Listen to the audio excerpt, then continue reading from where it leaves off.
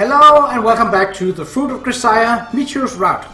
In the last episode, we discovered that the original Michiru, the one who had been there from the start, had drawn into herself, letting the other Michiru that had come into her body as part of her heart transplant take over, essentially wanting the original Michiru to die inside of herself.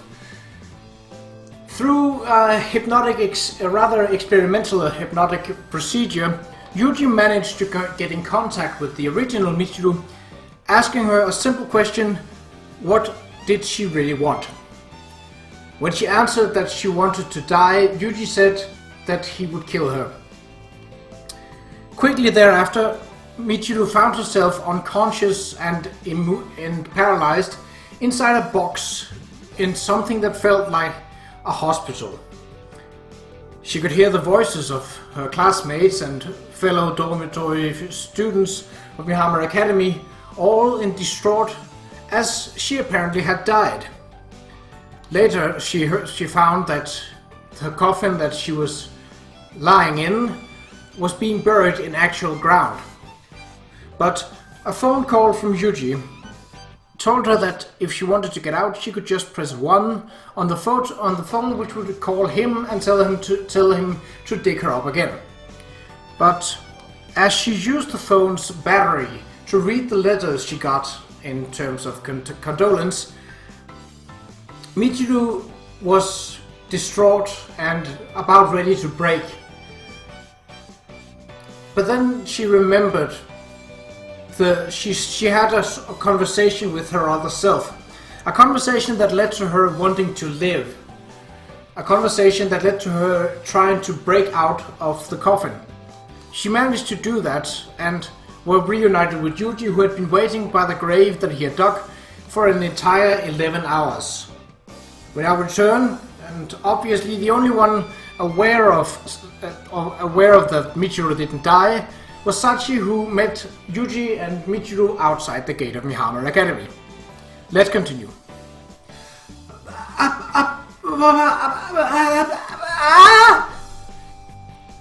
Embarrassing, is it? Embarrassing as it is, I, Matsushima Michiru, have returned. A zombie! It's a zombie! What? A zombie? Where is it? Where did I put my zombie powder? Hey. Everything, Qa'Rajh, welcome back. I'm home. No. I'm home doesn't cut it. Neither does welcome back. Huh? What? Hey, Sakaki-san! Sakaki-san! What? Do you have to be so noisy at the crack-up? Hey, I'm home. Oh, poor Sakaki. Why? What? How? Jeez, Amani, who gives a crap? Qa'Rajh's back, ain't she? Girl's got some cheek, but at least she's home. Wait, some cheek? Which cheek is that? These ones. I pinched Michiru's face and stretched her cheeks out to both sides. Ouch, cheeks. Them cheeks, eh? Guess they ain't bad, relatively speaking. Yeah, those are some cheeky cheeks. That'll work. No, hold on a second. Why did you come back to life? Why are you being such a stick in the mud, Amini? She's back, so it's all good, right, Qa'Rajh? I mean, you're the real deal, right? Makina trots over and begins poking at Michiru's chest like a housewife prodding at a shrink-wrapped piece of produce. 'Cause I am. Isn't it obvious? I know, right? So it's all good, right? It's really freaking good, right? Not bad at all. I'm glad, I'm glad. I'm so glad! Makina. Wow, Qa'Rajh, I missed you so much! Yeah, sorry, I won't go anywhere again. Is that a promise? Do you promise? Sure, I can promise. Michiru and Makina link their little fingers together, watching as they swear their oath. Amani heaves a heavy sign of surrender. Fine, okay, you've miraculously come back to life and returned to us. I'm dead too. Nothing could make me happier, so sure, it's fine. I'll just have to force myself to accept this, but you need to promise me something as well. Promise you what? Well, isn't it obvious? Promise that you're never ever going to die on us again. Yeah, I won't die again. Next time you pull a stunt like that, I'm going to kill you dead. Yeah, next time I die, you can kill me. Ah, right, sure, I guess that works. Ah, no, I just feel tired. Does Satya know about this? Yep, she was the first one to know. We ran into her on the way back. Could have let us know then. What did she say? Probably shocked speechless, right? Nuh-uh, she just said, welcome home. I see. Well, that's Satyan for you, I suppose. Matsushima-san, I have 6... Oh. Same as it ever was. You'd better give them all proper apologies later. Yeah, I feel bad about the thing with Yumiko too. And so Michiru returned to her friends and her school. She was completely freed of her dependence on medication and that bizarre Sundara act. She spends the rest of her school days as a normal girl, 6 pennants hanging on the wall of her room. A little too neat a conclusion, unfortunately. Honestly, Michiru's just managed to finally face up to one of her multiple problems, nothing more. Hey, Yuuji, this isn't pretend, right? Yep, that's right. This is a fully legitimate date. Okay, so why are we running? For 5 whole kilometers too? Because you told me to plan the date and I decided on a little short distance sprinting. Listen, the act of running isn't just... Yeah, fine, whatever, I get the message. Yeah, I did tell you that, right, it's all my fault, sure. Allied Jaw concluded, Michiru and I arrive at a certain high spot overlooking the sea. A place that holds many memories for us. Hey, I've been staying myself lately. Yep, you haven't turned into anyone else since you came back. Something to celebrate, right? For some reason, it doesn't look like she's entirely convinced of that.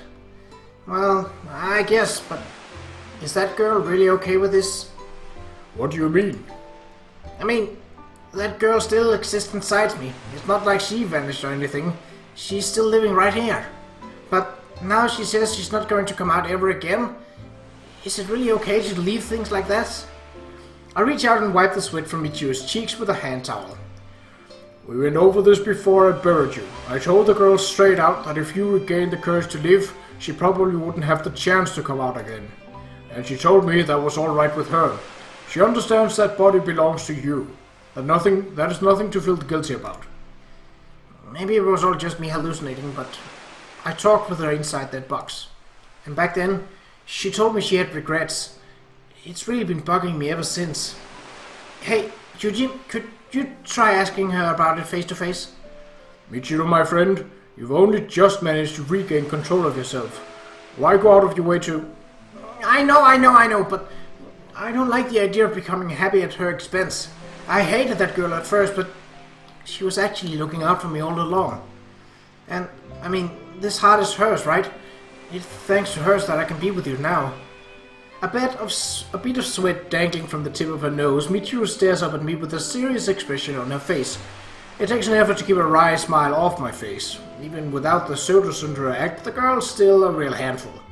But compared to forcing herself to act out some character, I suppose it's nice to see her honestly expressing her feelings. Alright, if you insist, I'll try calling the girl out. I do have a method in mind. What method? Same one I used with your medicine. In other words, just a little manipulation of your assumptions. Yeah. I set up a simple magic show in Michiru's room. The trick I have in mind, like most magic, amounts to little more than a bit of psychological misdirection. It's physically impossible to produce a coin from nothingness, and of course you can't abruptly make one disappear either. Such illusions are made possible by manipulating your assumptions. A visual distraction leaves you convinced that the magician's carrying nothing, where in fact he's just moving the something around where you can't see it. Everyone knows the basic idea, but it's surprisingly hard to overcome our mind's tendency to fill in the gaps and jump to conclusions. Deliberately planting the wrong idea in someone's head isn't as difficult as it might sound. As Michiru said, I don't think the girl's vanished. She's keeping to herself, that's all. I can't exactly reach in and grab her, so I'll have to trick her out. So that's why the mirror's here. The only prop is a full-length dressing mirror I had Sachi fetch for us. Didn't take long at all, so I'm guessing she borrowed it from someone's room. That's right.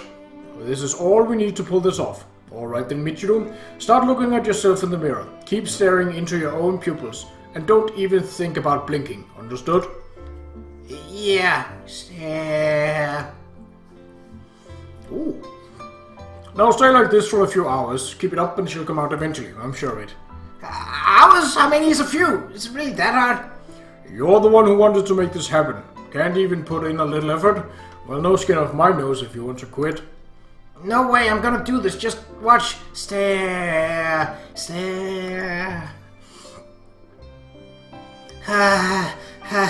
This is tough. Stare. Okay, do it quietly. Yes, stare. Honestly, I don't have a clue whether staring into her own eyes is actually going to wake up the other girl. That's not really the point of this little exercise though. By physically and mentally wearing Michiru out, I'm hoping to get her to a drowsy, half-conscious state where it will be easier for her alternate self to appear. My words should do the rest. Stay focused, Michiru. She'll come out any minute now, just a matter of time.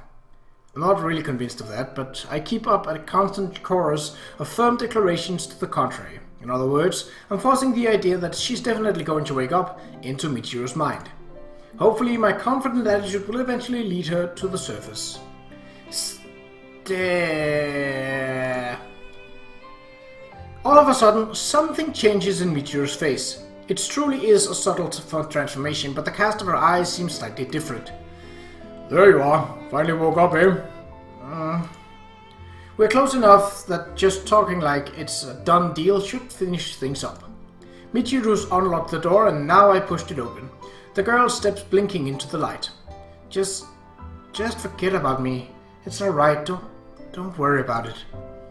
Bingo! Knew I could pull this off. Thought that was you. I'm happy to see you again. The feeling isn't mutual. Why am I here? I already decided to disappear. The girl doesn't need me in her life any longer. Now you're talking just the way Michiru was before. Aren't you supposed to have a little more sense than her? Look, I shouldn't be taking control of this body anymore. It's wrong. Michiru called you here of her own free will. There's nothing wrong with accepting that. I hold back. It's not that simple. Alright then, I'll give you a simple question. What are your regrets? Regrets? Ooh, that was sudden. My regrets. Deep inside Michiru, nestled inside her heart, I sink into thought. Why did it turn out like this? Why do I exist inside her? On the way back from school, I was badly hurt in some kind of traffic accident. Until then, I'd lived a very normal life, I think. Normal. I guess so. My grades were pretty decent, although I wasn't an honor student. I did fight with my parents sometime, even went away from home a day or two every once in a while. Apparently I used to say some mysterious things when I was a little kid, but as I grew up that stopped happening. There was someone I liked, although I'm not sure it was a love or just a crush. I never expressed those feelings, didn't really feel the need to. Just watching him from a distance made me happy enough. Then, out of nowhere, that accident brought it all to an end. I don't know the details myself. I was just walking home after school one day when everything went black. When I came to, I was in the hospital. The sharp smell of antiseptic solution and an off-white ceiling greeted me. My mind was sluggish and fuzzy, but I was awake. Ah! Her eyes just opened. She's awake! Mom? What was Mom doing here? What happened to me? My ears weren't quite working probably. I couldn't hear her voice that clearly. I wanted to ask all sorts of questions, but my voice didn't want to cooperate. Not just that, I couldn't move my body. What was going on? It almost felt like I'd been locked up inside a cramped little box. The doctor who hurried into the room at the sound of my mom's voice shone a penlight into my eyes for a while, then shook his head in silence. When she saw that, Mom started to cry. I didn't understand why she was sobbing so bitterly. I mean, I was perfectly conscious, so I thought I'd recover and be back to my normal life soon enough. But reality was very different from what I had imagined. Day after day, Mom sat at my bedside, squeezed my hand. Weeks rolled past, but there wasn't any sign I'd be able to go home anytime soon. It's alright. You'll get better real soon. There's nothing to worry about. Yeah, I thought so too. I felt fine, really. Good enough to leave the hospital right away. But even though I was really clear-headed, I still couldn't manage to move even the tip of my tongue. I didn't understand that at all. My mouth was numb and immobile. My throat felt dry sometimes, but I couldn't do anything about it. I wanted to tell Mom how I felt. If I couldn't speak, even moaning would be enough. But my body was completely switched off, quiet and still as a deserted school building in the middle of the night. My classmates didn't come to visit. No, that's not entirely true. A few days after the incident, a group of girls I'd been friendly with did show up once, but when they got a look at me lying there in my bed, they grimaced. They weren't too obvious about it in front of Mom, but I noticed the subtle changes in their attitude. They kept their distance for the whole visit, and it wasn't long before they left. As they walked away, I could see one of them mouthing the words, "Hope I never end up like that." After my classmates had left, Mom gently stroked my head, as if to reassure me that everything would be alright. I had no way of knowing what had happened to my body or the details of my condition, but from what the girls had said, I could tell it must have been pretty bad. I guess Dad was busy with work since he only came to visit occasionally. Even so, I was always happy when he did show up. But when Dad looked at me, he always had a really scary look on his face. His eyes were empty, completely emotionless. He looked down at me with the face of a man debating whether to throw away an old can of herbicide from the back of his shed. "How is she? Any changes in her condition?" "No, it's the same as yesterday. She's breathing very steadily." "And I expect tomorrow will be the exact same as today. There's no point in coming here, is there?" "Please don't talk like that. She's very glad to see you, dear." "Is she now?" Dad peered down, studying my face. I really was glad to see him, but I didn't have any way of expressing that happiness. "Well, I don't know about that. Can't tell if she's seeing me at all." "I can see you just fine. I can hear your voice." "Same as yesterday. It's almost like time stopped." I loved Dad, but I was starting to think he hated me. Maybe he used to love me, but hated me because of what I'd become. Not that I even know what I look like anymore, honestly. Once a week, Mom would wash my body with a wet cloth. I always loved soaking in the bath, but it wasn't really satisfying by comparison. But since she was doing everything for me now, I didn't exactly have the right to complain. Not that I could if I wanted to. What really impressed me was the soap she used. It was always lightly fruit-scented. Mom knew that I'd been secretly buying fruit soaps using my pocket money. She must have looked for them in my room and brought them to the hospital for me. My feelings about my parents began to change. Mom was nice, and Dad was scary. One day they started quarreling over some trivial thing right next to me. It started when Mom said something about wanting to take family trips again. Dad got irritated and started shouting. "That's not going to happen as long as she's around. Look at that girl. Where do you think she's going to go?" "We could take her to the amusement park again, just like we did before. She loved it, didn't she?" "Don't ask me. I just remember her crying. More importantly, you want to carry her there in a wheelchair?" "There are plenty of people who go to amusement parks in wheelchairs, aren't there?" "But the girl isn't conscious. Look, she's not like the other children anymore. We can't take her on trips. It isn't possible." "No more trips, huh?" "I didn't know that, Dad." "We don't know that yet, do we? The doctor said..." "Doctor? Forget the damn doctor. She's already as good as dead. Just look at this." Dad strode over to my bedside and violently smacked my cheeks with the palms of his hands. "Well, you're alive. If you're in there, say something. It's Dad. Look, it's Dad." "Stop it, dear." "Shut up. The girl can't hear a damn thing. She's completely oblivious. And she's going to stay asleep in that bed forever, doing nothing but tying us down." "Don't talk like that." "Stop squawking. Look, just do me a favor and don't talk nonsense anymore. It makes me sick." Dad swung the door open violently and was stalked out. I wanted to tell him he was wrong. I could see everything. I could hear just fine. But it didn't hurt when he slapped me, and I couldn't cry, even when my parents fought bitterly before my eyes. "I'm sorry, it hurt, didn't it? I won't let him do that again." Mom returned to my side and began to gently stroke my head. "Dad's just a little stressed from work lately. It's all right. We'll go somewhere as a family soon, okay?" Her tone of voice was tender, but even a child like me could understand those words were flimsy makeshift lies. They didn't take me to the toilet, but I wasn't wearing a diaper. Apparently my body had changed past the need for such things. Instead, a mess of plastic tubes constantly pumped things into and out of me. Sometimes a nurse would come and replace the tubing. It was agonizingly painful, like having my stomach cut open by a dull knife. But since I couldn't scream or even shed a tear, they never even knew. I could see that Mom was getting thinner every passing day. It wasn't surprising. From dawn until dusk she was at my side, talking to my motionless body, reading me books as if I were a baby again. The doctors stopped by frequently at first, but their visits grew rarer as the weeks stretched into months. Eventually they stopped coming entirely. A nurse would stop by maybe once a week, mainly for politeness' sake. I began to understand that my life was essentially over. I'd come to the end of myself. I didn't want to trouble Mom anymore, but there wasn't anything I could do to change the situation. This sucks, I tried to say. Naturally, the words didn't leave my mouth.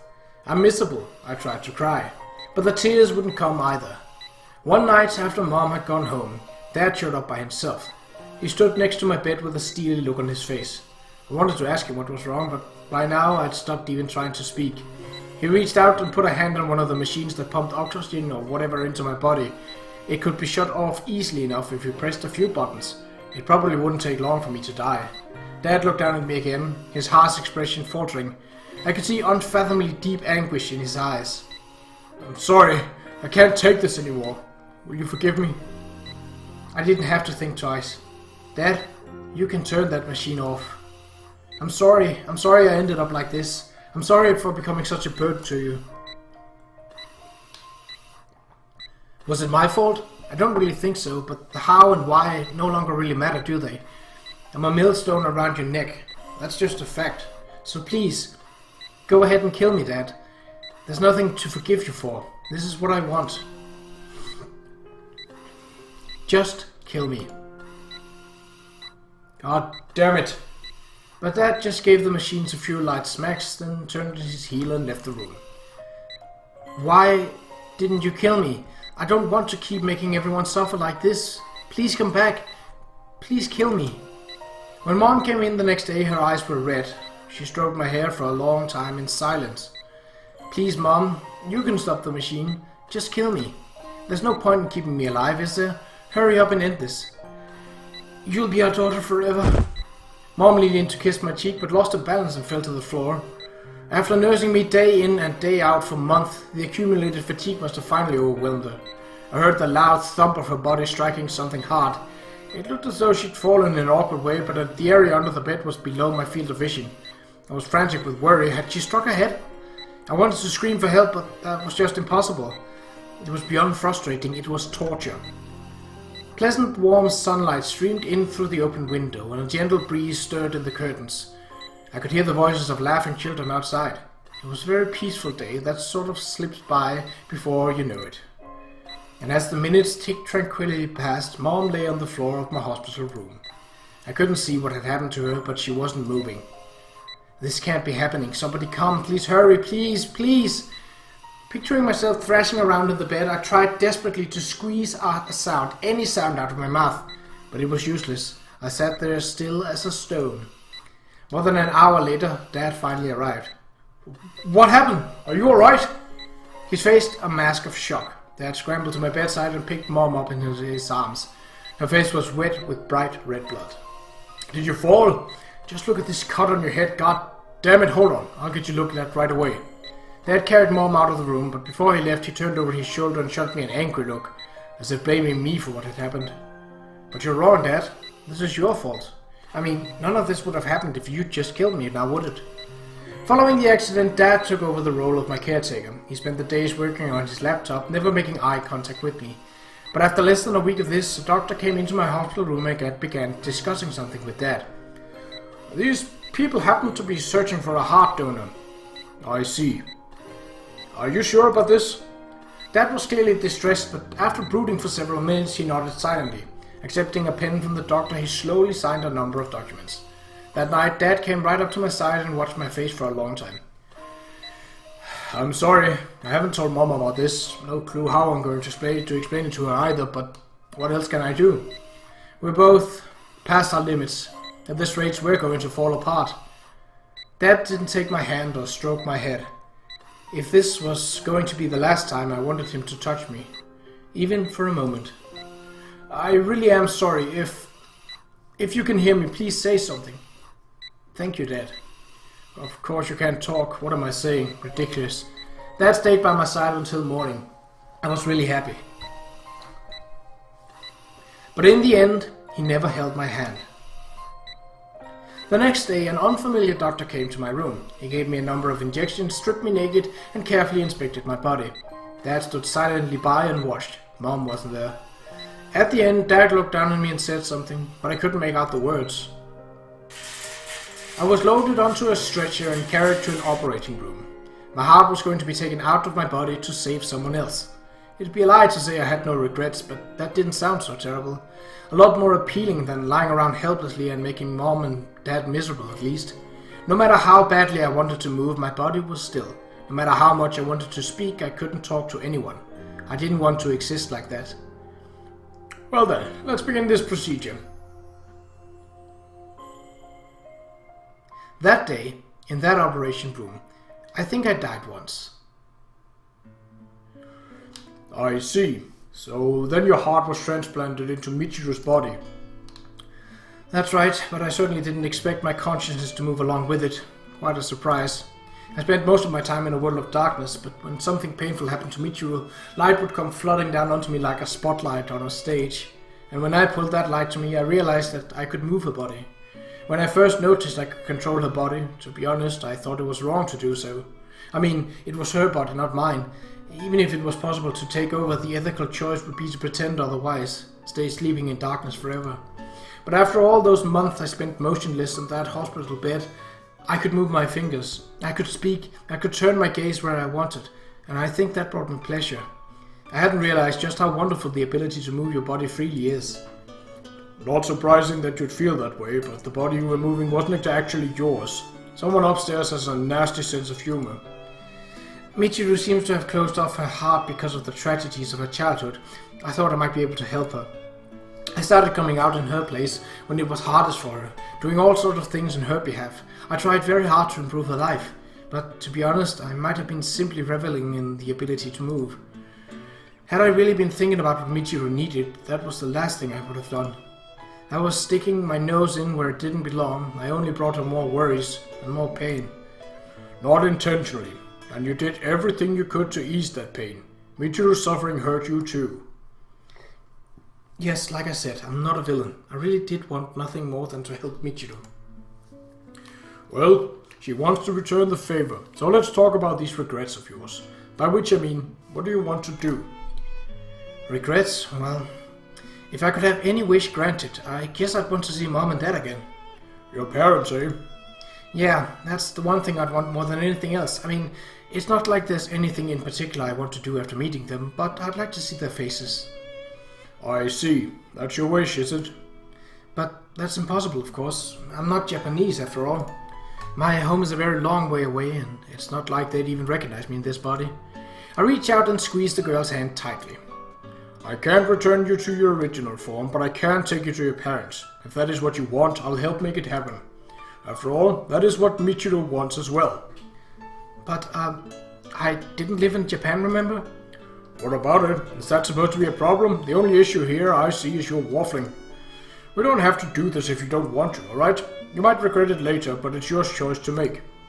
So, what'll it be? What's that supposed to? You've already made up your mind, haven't you? And you know you have. I'll give you 2 seconds to answer. This is your only chance. Ready? I'll go! I hadn't even started counting, but whatever. Okay, Yuuji-kun. Take me to where Mom and Dad are. I want to see their faces. That's enough for me. Understood. Stand by here for 5 minutes. Hold on, wait a second. What's happening in 5 minutes? He's gone. But there's no way, right? I mean, honestly, what on earth is Kasami-kun thinking? Bad enough to drag me into this, but how about the others and too? Principal Tachibana? That's right, I've heard about the situation. I swear, I knew he couldn't refuse if he... he knew I wouldn't refuse if he put it like that. Shameless. Are there any depths he won't sink to? I can never forgive him. I'm afraid I don't really understand. Huh? Oh, sorry about that. Don't mind me. Just get prepared for departure. Although in this case, changing into your shoes will be good enough. You won't need a change of clothes or a passport, since this isn't a sightseeing trip. You can leave the guidebook at home too, right? But... Sorry, but you'll have to skip the amusement parks this time. I'm afraid we weren't able to arrange that fun in an itinerary on such a short notice. Ooh, come on, I might have given permission, but that doesn't mean you have to land in the front yard. Those flowers were just about to bloom. An airplane? Sorry to keep you waiting. Good thing we happen to have someone flying around nearby. How did I do? Was that 5 minutes? With a wink at Chizuru, I dragged Michiru out of her room. Look here, Kasami-kun, you know what's going to happen when you get back, right? Yeah, I'll take responsibility. Where I can, at least. We'll go 50-50 on the rest. I'll get you for this! Hey, what is this? An airplane landing inside the campus? It's alright. We're going to see your parents. Right now. Right now? Yes, right now. Once the decision is made, why put off taking action? You agreed to this yourself, remember?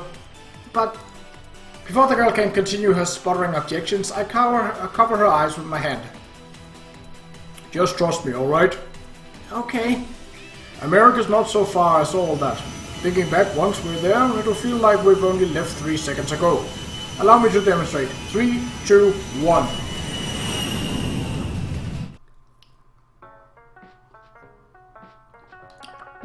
Well, that was definitely a dramatic change of scene. And mood. I had almost forgotten about that part.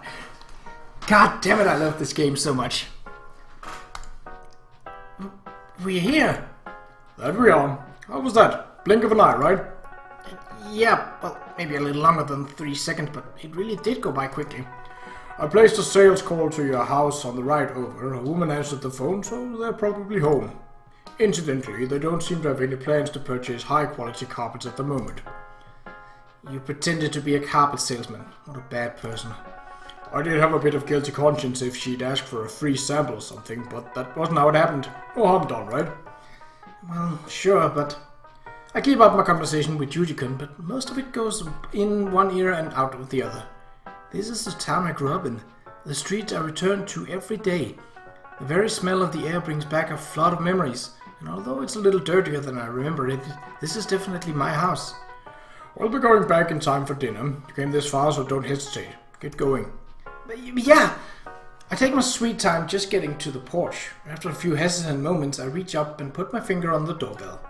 But I can't bring myself to press it. Minutes slide by as I stand there like a statue. I consider having Yuuji-kun ring the bell in my place, but that would defeat the point of this visit. Even so, the tiny plastic button in front of me looks like some enormous, intimidating gong. The sort of thing you'd hang by the gate to hell. Maybe I can't do this after all. Maybe I can't do this. Maybe I'll just give up and crawl back in failure. Okay. Count of 3. 3. Look, I said I didn't need any carpets, alright? Eek! I spin around to find myself face to face with Mom. Wasn't she supposed to be inside the house? Oh, but I guess you can see the front door pretty clearly from the garden. Since I was just standing out here all this time, maybe she thought I was some kind of suspicious character. She used to drive off door-to-door salesmen like this every once in a while when I was a kid, come to think of it. Can't say I expected her to be keeping that up at this age, but bemusement, shock, hesitation, and happiness well up in me all at once, fusing into one unidentifiable mess of emotion. Oh, goodness, I'm sorry. I had this pushy telemarketer a little while ago. Thought it was him. Well, sorry about that. I don't have many guests out here. But anyway, please come in. Well, no, I was just going to be on my way.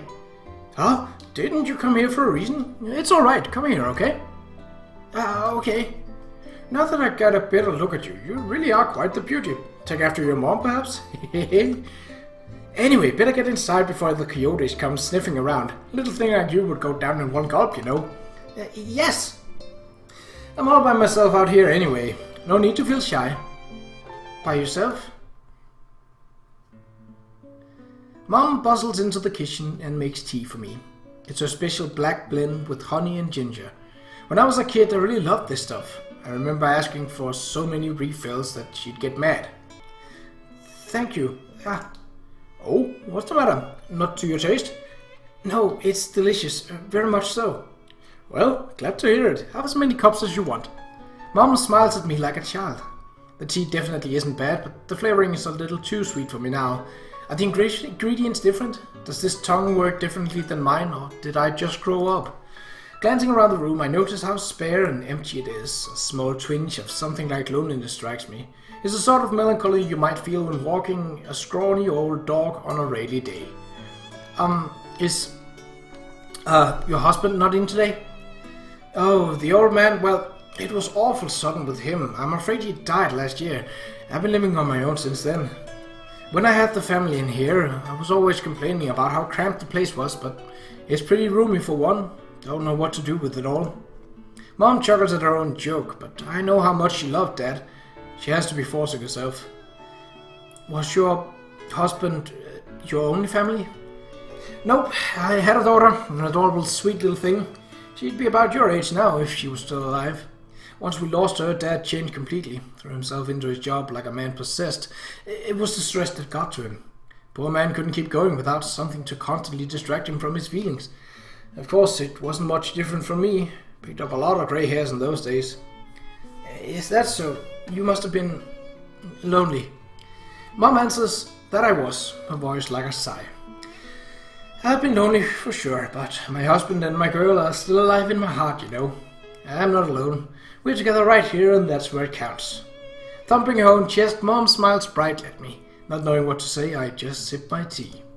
I know it might be rude of me to ask this, but I forced a question out of my mouth. It feels like leaping headfirst into the Niagara Falls. Did your husband and daughter get along? Get along? Well, of course they did. They're a parent and child. You do say some silly things, dear. Oh, I know. I got something good to show you. Mom leaves the room, but returns only a moment later. There's a string of worn-out old paper cranes in her hands. The old man stayed up all night making these for her daughter after she was hospitalized. Of course, when it was time to actually give them to her, the man said he was too embarrassed. I swear, he was always a shy one, not that you'd guess it from that face of his. There's a whole mountain of these inside the storeroom too. All of those thousands of cranes. Japanese tradition, isn't it? He always did have a romantic side, but this was all years ago now. I touched the cranes with the tips of my finger. The paper's damp and a little moldy. Even so, my heart fills up with warmth. Just imagining my stern-faced dad hunched over a table making origami makes me want to laugh. That is not his style at all. My husband and I love that girl from the bottom of our heart. It still pains me to this day that we couldn't save her. I know I'm talking nonsense now, silly impossible dreams, but if I could see her just one more time, I'd want to apologize. I'd want to apologize for not protecting my daughter till the end. I'd want her to know how sorry I am that I couldn't make her happy. I'd want to tell her, I'm sorry I didn't love you enough. To tell her, I'm sorry for being such a terrible parent. I'm sorry. Watching Mom struggle on the brink of tears, I'm overcome by the need to do something, anything. I reach out and take her hand in mine. She's surprised for a moment, but soon gently squeezes back. Her hands wrinkled and dry, but still just as warm and comforting as I remember it. It might be a little strange for me to say this, but I think your daughter was happy. I mean, it's obvious how much you loved her. Why would you apologize? The only person who needs to apologize is... All of a sudden, there's a thick lump at the bottom of my throat that the words can't find their way past. Mom leans over and begins thumping me softly on the back. I'm not sure how to, but I don't think you need to. Mom's stroking my hair just like she used to, but the tears won't stop. You're a sweet girl, aren't you? Thank you. That makes me feel a little better. And with that, the flow of words stops entirely. I throw myself into Mom's arm, bawling like a baby. She seems to be taken a little aback, but gently embraces me. In the end, I can't do a thing. I'm sorry, I have to be going. My voice twisted beyond recognition. I somehow managed to croak out the words. Didn't you stop by for a reason? I'm sorry, I shouldn't have gone on and on about this, but... It takes everything I have just to shake my head. It's not your fault, Mom. None of this is. I'm the only one who needs to apologize. There are so many things I want to say, but I can't get any of it across. I don't want to leave like this, but the words won't come. Even though I might never see her again, even though this might be the very last time I hear her voice, all I can do is cry. Alright then, take care on your way home. Mom, The words just won't come. It's no good. Ma'am, the truth is, I was a friend of your daughter. That's why I'm here. I'm sorry for crying, but I'm glad I got the chance to meet you. My mouth moving all by itself, speaking for me. But it's not unpleasant. I know that Michiru must be doing this for me. Oh, you don't say. A friend, huh? You should have said sooner, so dear. Mom smiles, something like a relief in her eyes, and my mouth keeps on moving. I still have a lot of things I want to tell you, ma'am. This might be a little presumptuous of me, but would you mind if I sent you a letter?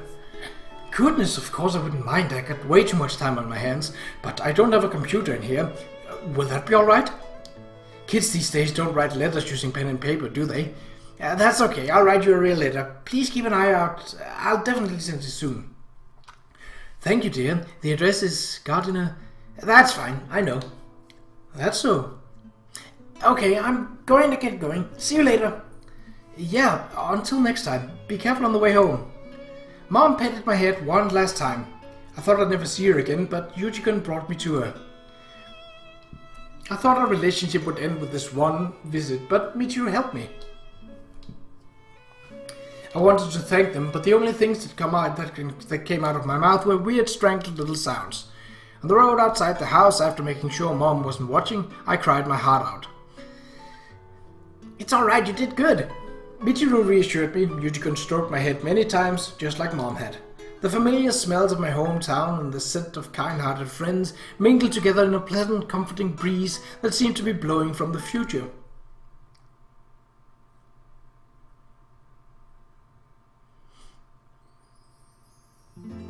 And so a curtain falls on the story of two peculiar girls.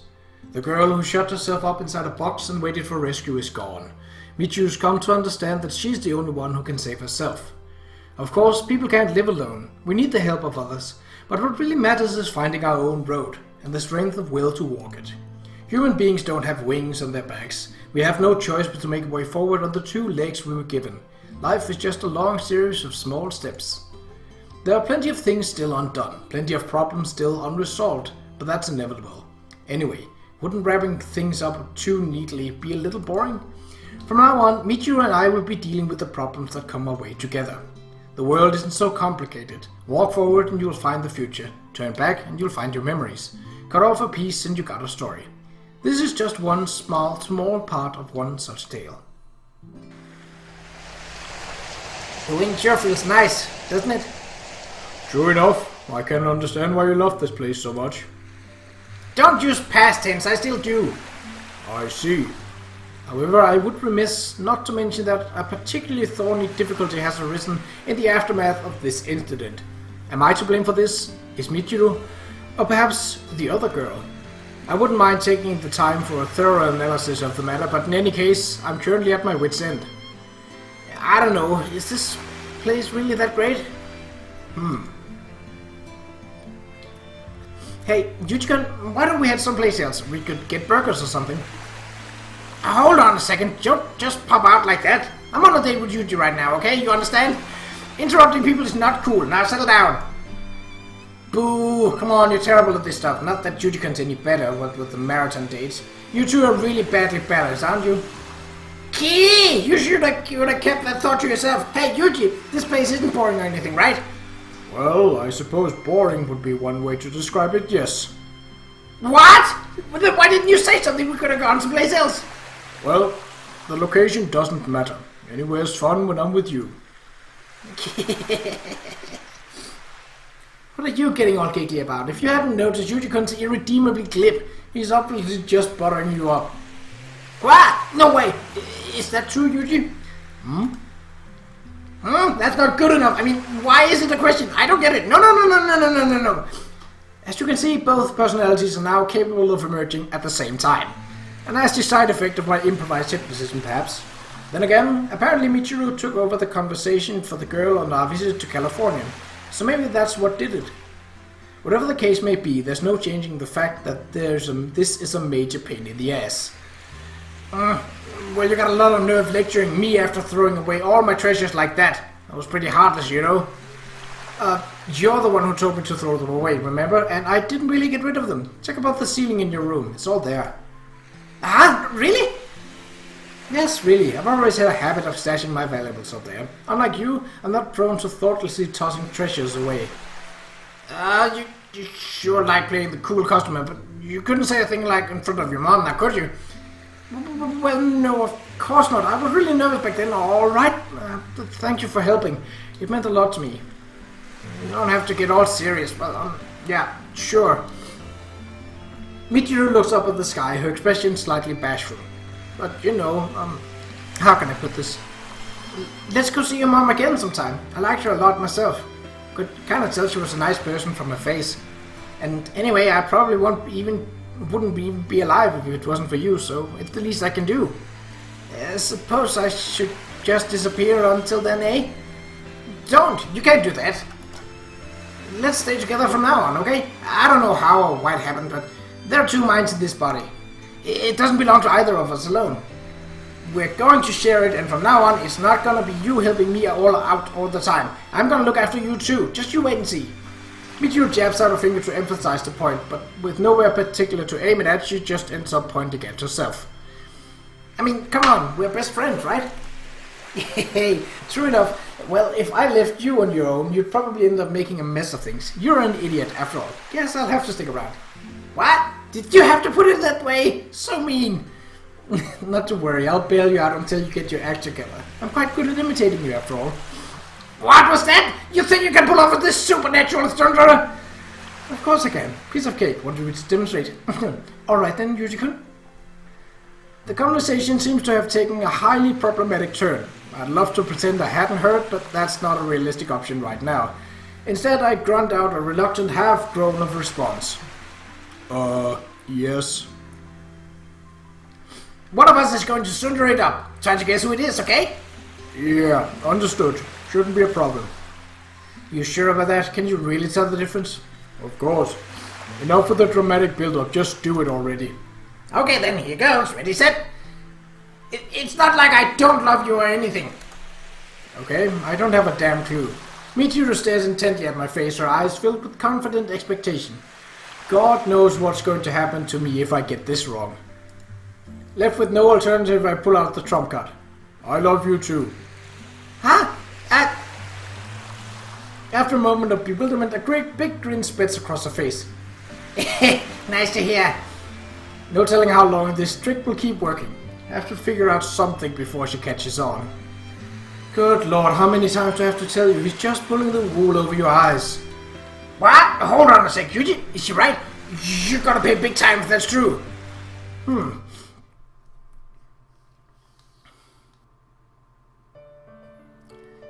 Hello again. How are you? First of all, please allow me to apologize for my sudden visit the other day. I'm deeply grateful for your kind reception, especially given the abrupt nature of my call.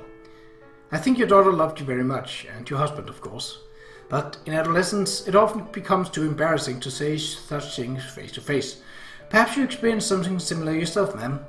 In any case, she was always telling me about the gratitude she felt toward her parents. Your daughter told me a story once, about a visit to an amusement park, hand in hand with her mom and dad. A trip she said she'd never forget. She described it a wonderfully colorful world, a heartfelt laughter of her family, the smell of sweet popcorn, the vivid red of a balloon sailing into the sky.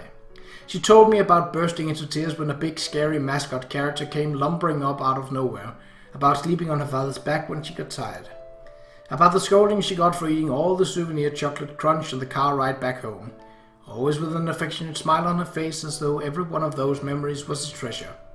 In the period between childhood and maturity, we're often reluctant to honestly express our gratitude. But when we leave the things we had far behind, we've come to realize with painful clarity just how precious they were, just how happy they made us. I'm going to write a little about myself now.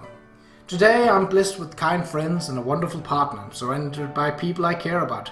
It's a very happy life. And although we are very far apart, ma'am, I consider you a crucial part of that life, a dear friend. I apologize if my presumptuousness offends you, but that's truly how I feel. Right now I'm far away from you and your daughter. But I doubt that they will ever go by where I don't think of you. And I believe that your daughter has found happiness. This letter is getting rather lengthy, so I'll wrap things up here for now. May I write you again? There's still much more I want to tell you.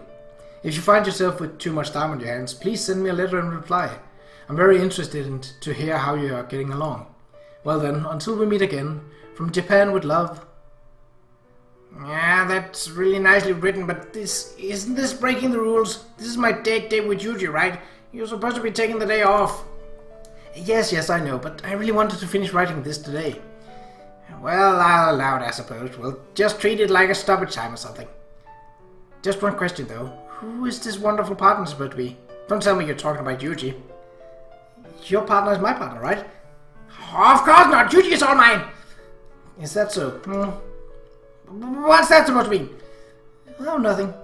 Hey, gotta move on there. Don't be late unless you feel like running again. See? You hear that? If he makes me run, you better do it instead. Jeez, alright. Nothing left now except sealing the envelope, so I'll go to sleep. But make absolutely sure to remember, alright? Seal it and mail it. I know. Okay, good night. Bye! Yeah, night. I can feel her closing her eyes and sinking into sleep. Since we accepted each other, we picked up a bunch of new tricks like this. These days I can feel her moving inside me. 3 minutes until scheduled time of assembly. I'm going to make you both run, by the way. Timeliness is a group responsibility. What? Wait a second, just a second!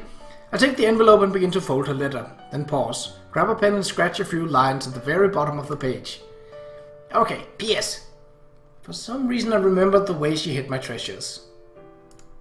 When I slid the corner tile free from the dorm room ceiling, my diaries and photos came tumbling down, along with my treasure rocks. Maybe. My patience is at an end. I'm leaving you behind. Next time, get moving 5 minutes before you think you need to. Hold on, wait for me! Let's go mail the letters together. I'm very interested to hear how you're getting along. Well then, until we meet again, from Japan with love. Oh my, she really is a sweet girl. Awfully kind of her to bother writing to an old lady like me. A postscript? Goodness, for some reason the characters seem a lot sloppier. If you've left your daughter's room the way it was, please try looking above the ceiling. You might find something.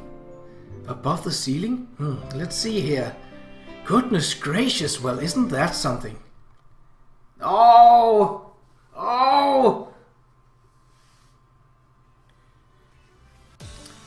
Well, that was the end of Michiru's route.